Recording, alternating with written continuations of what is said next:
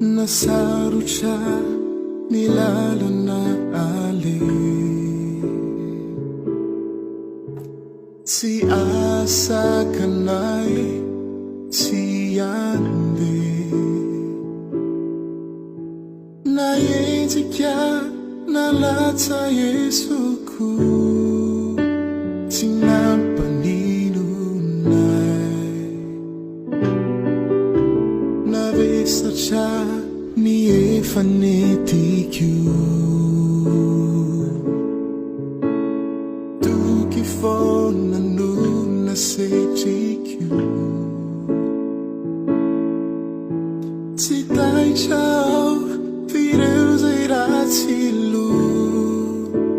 sy nampivadimpo otsilotsilo